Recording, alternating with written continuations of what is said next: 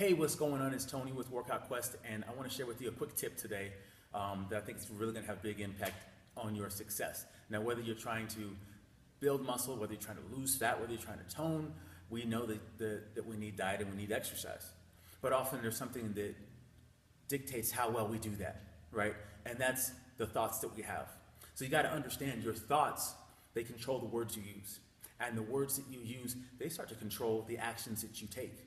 And those actions are what determine what kind of success you have, right? So if you're the type of person that's saying, hey, you know what, I have so much difficulty, I just can't do this meal prep thing, or I just can't do push-ups, right?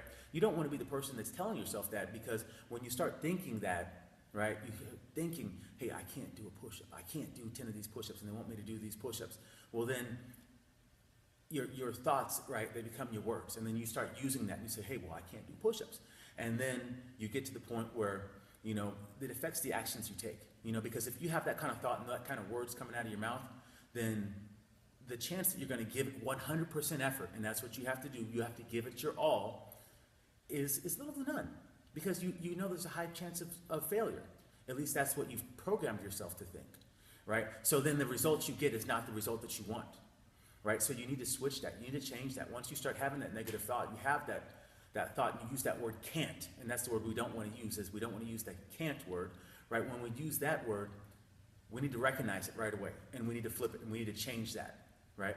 Because you can go from the person that can't do any push-ups, you don't want to be that person 3 months down the road where you haven't done push-ups on your toes, you're still struggling. You want to be the person that has graduated from doing bodyweight push-ups on your knees to doing them on your toes, and maybe even doing some advanced variations down the road, right? But that doesn't happen when you use the word can't.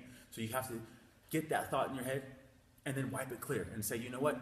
I'm going to try these. I'm going to give it my best. I'm going to go for these. I can do this. I can do this. And then pretty soon you're going to start to prove yourself right, because you're going to see that, yeah, you know what? I can. I'm not that bad. I am pretty good at these.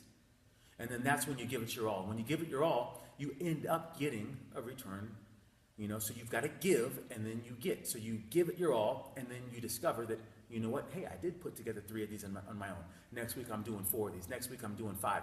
And then down the road, hey, we might be doing clapping push-ups. You know, so use the words, you know, that you need to be using. Start with your thought process. You know, change the way you think and change the outcome that you get. Okay? Once again, it's Tony Wood. I hope this tip helps you out. Use it. Let me know how it works for you, and I'll talk to you soon.